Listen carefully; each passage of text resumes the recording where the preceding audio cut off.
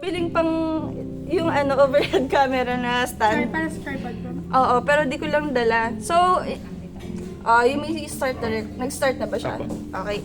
So, at first, syempre may papel ka tsaka T-square. Kailangan parallel sila sa isa't isa. So, ibabalance mo yung edge nung T-square mo dun sa paper. So, pag pantay na siya, mata-mata na lang, ipitin mo sa gitna, i-glide mo pa baba yung T-square para may guide ka, tapos i-masking tape mo siya on all of the sides. Usually 3/4 yung size na ginagamit ko sa masking tape. Tapos ikis-kis mo sa sides para kumapit yung tape. Especially if your tape is not too sticky. Sa gitna okay lang, tapos parang scratch mo siya para kang nagtataya ng loto dun sa mga tumayanan ng loto dyan. So, ganyan siya. Ayan. So, secured na yung paper mo, di ba? So, for the border line, use T-square and triangle together. Measure ka ng 2 centimeters. So, meron na akong 2 cm dito. Ayun, no? For triangles na hindi nagsa-start sa 0, mag-measure ka, start ka sa 1, i-terminate mo sa 3. Kasi that is 2 centimeters also. So, draft ka dyan, diretso lang. So, meron ka ng 2 cm, di ba? Lahat ng horizontal lines mo dapat nasa T-square. So, sa baba naman, 2 cm ulit. Tapos, 1, 2, 3, 4, 4 cm para dun sa title block. Since medyo mababa yung ginawa ko, sa baba ko siya i-draft. Okay? So, dito siya. And next, ito ulit.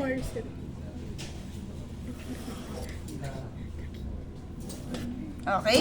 So, meron na akong horizontal lines. Yung problem ko na lang is the vertical line. So, I have to measure also 2 cm here and also here, 2 cm. Siguro next time, iaangat nyo na lang yung title block para masagad siya sa baba. Kasi hindi siya, kumbaga, kumakapit sa T-square na siya. So, you have to draft it. Siguro dito ko na lang ito terminate. Oops, kumubit na siya. Wait lang. Since hindi siya pantay, adjust na lang natin. Burahin ko na din para malinis. Okay? So, wipe it off. Kasi kapag dinraft mo, tapos dumaan yung pinag-erasean mo dun sa lapis. Yan. So, 2 cm ulit. So, tuloy ko muna siya dito.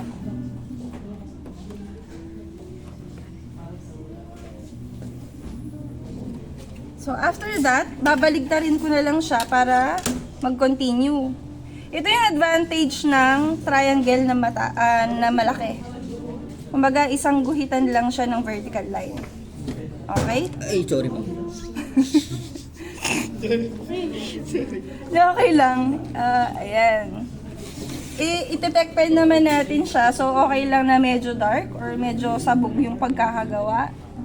Pero, mas maganda na 2H yung gamit nyo. F kasi itong hawak ko. So, you have your block na. After that, measure ka lang. 9 cm, di ba? Para mabilis, ang gawin mo, measure ka lang ng measure. 9, 8, tama? 5.5. Since ito, yung mga triangle na ganyan, ang ginagawa ko, inuusog ko na lang. Kasi medyo nahihirapan akong mag-measure kasi wala yung 0.5 niya. So, 5.5.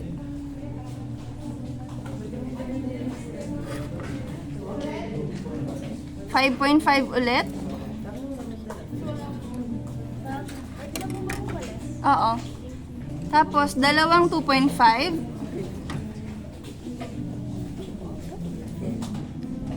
Yan. Since nasa taas, nasa may baba yung paper ko, i-adjust na lang natin siya pa-reverse. Wait.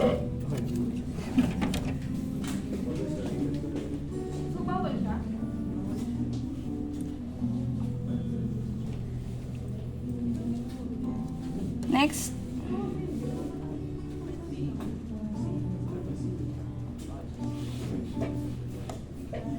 nga lang ito kasi, ano siya, 2 lines lang, di ba?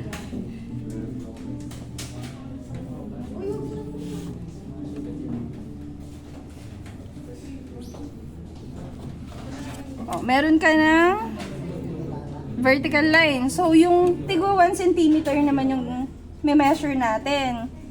So, 1, 2, 3. Okay, so, kung mapapansin nyo, isang side lang yung sinusukat ko, tapos dinidiretso ko na. Kasi nga, ang T-square, yun yung purpose niya. Para hindi masyadong marami yung sinusukat mo. Okay? So, meron na tayong plate number, grade, title, student name, and professor's name. So, next is this line.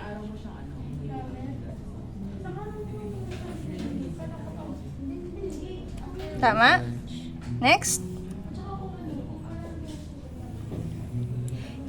Medyo pabaligtad yung ginawa ko kasi medyo napunta sa baba yung drawing. Pero what you can do is iangat yung paper para hindi ka mahirapan na mag-draft. So after that, sa gitna, meron ka ng title block. Wow! Okay? Yun. Tapos, for guidelines, ang technique, 6 minutes. gitna. Diba ano to, 1 cm? Mag-measure ka lang ng tigpo 0.5.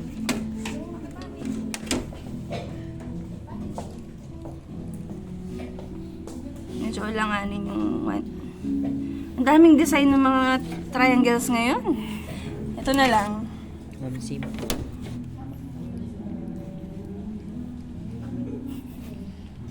Yan. Sa gitna, no? 3, 4. So, straight mo lang. Tuloy-tuloy mo na siya. Sorry.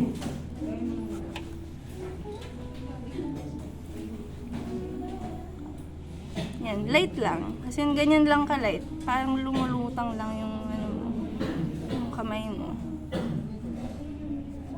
Tapos, after that, this. Medyo adjust ko na lang. Basta naka-align pa rin sa T-square.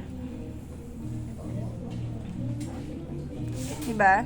So, measure ka lang 0.25 from the top and sa baba. 1, 2, 2.5. 1, 2.5. So, dito ulit. 1, 2.5. 1, 2.5. Same goes with this one. 1, 2.5. 1, 2.5. Ito ulit. 1, 2.5. 1, 2.5. Okay? So, same pa rin. Light lang. Tapos, same with this one. So, measure. Diba, kung mapapansin nyo, isa lang yung sinukat ko. Yes, ma'am. Kasi nga, yun yung purpose ng T-square. Diba? Meron ka ng guidelines agad. That's why yung other term ni T-square is straight edge. Diba meron tayong T-square na parang straight edge lang? Wala yung head niya. Dito naman sa baba, we do the reverse.